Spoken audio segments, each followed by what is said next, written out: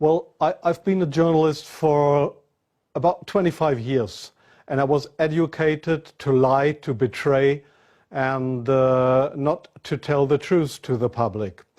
But seeing right now, within the last months, how far how the German and American media tries to bring war to the people in Europe, to bring war to Russia. This is a point of no return, and I'm going to stand up and say it is not right what I have done in the past, to manipulate people, to make propaganda against Russia, and it is not right what my colleagues do and have done in the past, because they are bribed to betray the people, not only in Germany, all over Europe. The reason writing this book was that I am very fearful of a new war in Europe, and I don't like to have this situation again, because war is never coming from itself. There is always people behind it to push for war. And this is not only politicians, this is journalists too. And I just have written in the book how we have betrayed in the past our readers just to push for war, and because I don't want this anymore. I'm fed up with this propaganda. We live in a banana republic and not in a democratic country where we have press freedom, where we have human rights. If you see the German media, especially my colleagues who day by day write against the Russians, who are in transatlantic organizations and who are supported by the United States to do so, well, people like me, I became an honorary citizen of the state of Oklahoma in the United States. Just why? Just because I write pro-American. I wrote pro-American. I was supported by the Central Intelligence Agency, by the CIA.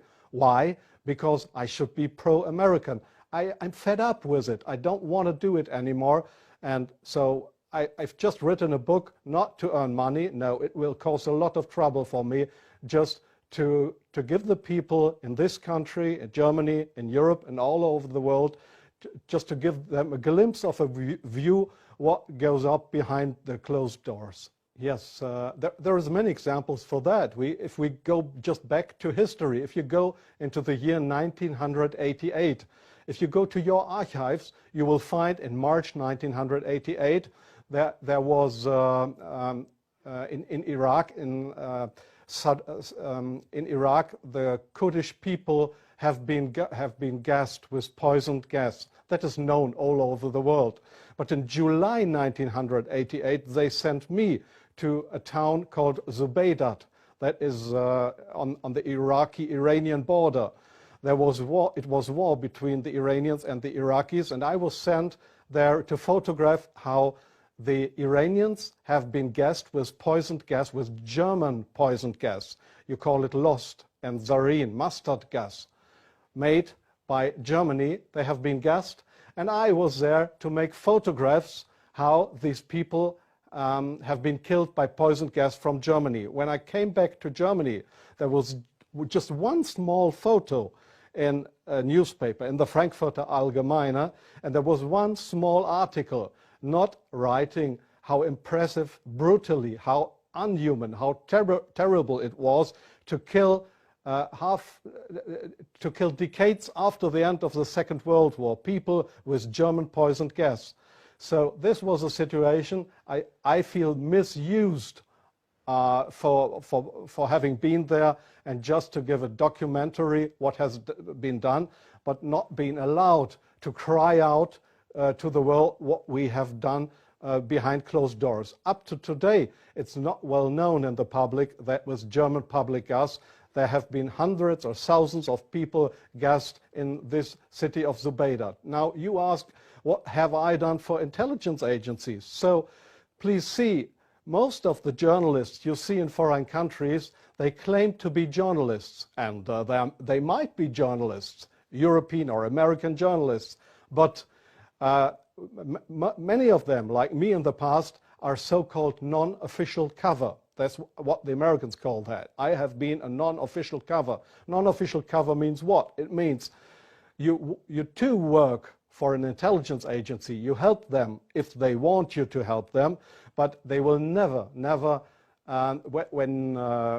when you are locked, or when they find out that you are not only a journalist but a spy too, they will never say, "Oh, this was one of our guys." They will not know you. That means non-official cover. So I have helped them in several situations, and I feel ashamed for that too now. Like I feel ashamed that I have worked for a very recommended newspaper like the Frankfurter Allgemeine, because I was bribed by billionaires, I was bribed by the Americans not to report exactly the truth, but I just imagined in my car while I was driving to this interview, I just tried to work out in my brain what would have happened if I would have written a pro-Russian article in the Frankfurter Allgemeine. Well, I don't know what would have happened, but we were all educated to write pro-European, pro-American, but please, not pro-Russian. So I'm very sorry for that, but this is not what I understand for democracy and for press freedom. I'm very sorry for that. Well,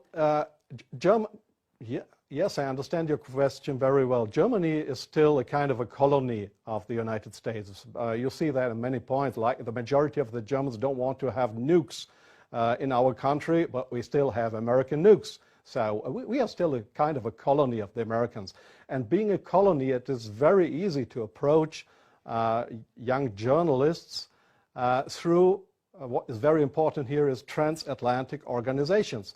All journalists from really respected and recommended big German newspapers, magazines, radio stations, TV stations, they are all members or guests of those big transatlantic organizations. And there, in these transatlantic organizations, you are approached to be pro-American, and there is nobody coming to you and saying, "Well, we are the Central Intelligence Agency, would you like to work for us?" No, this is not the case how it happens. What they do, these transatlantic organizations, is they invite you for seeing the United States. They pay for that, they pay all your expenses and everything. So you are bribed, you get more and more corrupt, because they make you good contacts.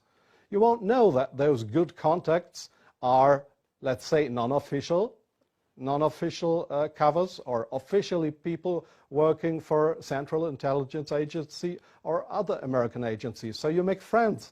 You think they are friends, and you cooperate with them. They ask you, "Well, could you do me this favor? Could you do me that favor?"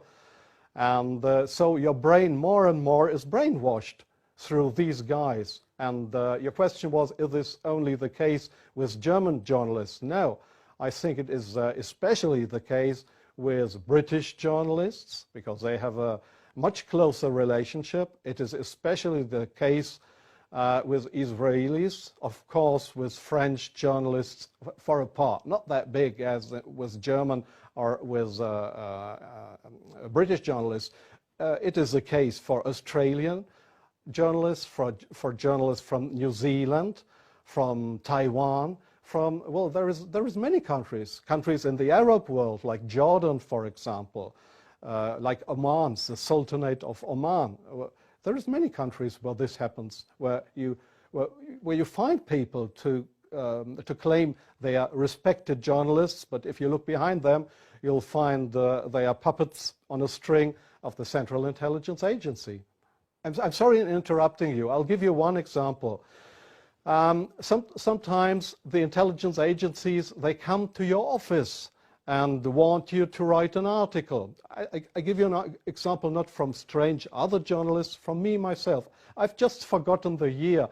I just remember that the German Foreign Intelligence, Bundesnachrichtendienst, it is just a sister organization of the Central Intelligence Agency. It was founded by the American Intelligence Agency. So one day the BND, this German Foreign Intelligence Agency, came to my office at the Frankfurter Allgemeine in Frankfurt. And they wanted me to write an article about Libya and about Colonel Muammar Gaddafi.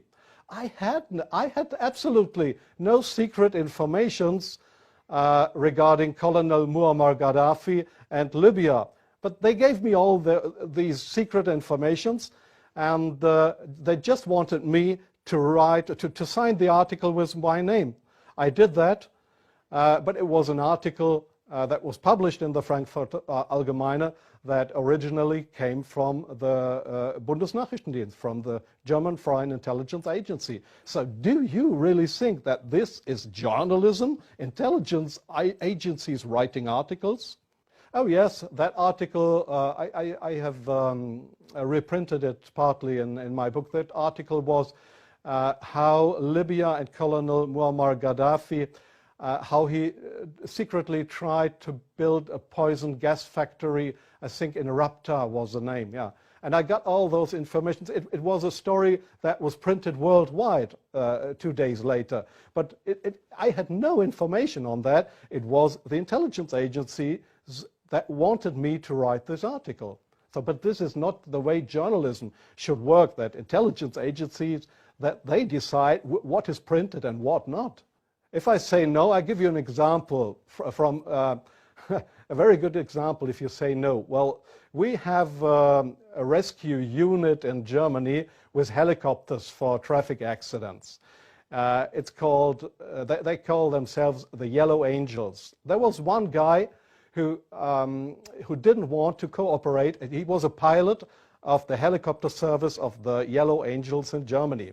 This guy said no to the Foreign Intelligence Service, Bundesnachrichtendienst, when they approached him and wanted him as a non-official cover to work for the German Foreign Intelligence Agency, under, just to pretend to be somebody from the Yellow Angels. So what happened was that he lost his job. And the court in Germany, the judge decided that they were right, because such a guy could not be trusted. He was kicked off his job because he didn't cooperate with the Foreign Intelligence Service. So I knew what would happen if I would not cooperate with intelligence services. Well, I have had, let me say, 6 times my house was house searched because I was accused by the public prosecutor, the German public prosecutor. I was accused of leaking secrets of states. 6 times house searched. Well, they hoped that I wouldn't do that ever again. But I think it's worse that the truth will come out one day. The truth won't die. And I don't mind what will happen. I've had 3 heart attacks. I have no children. So if they want to bring me to court or to prison, so it's worse for the truth.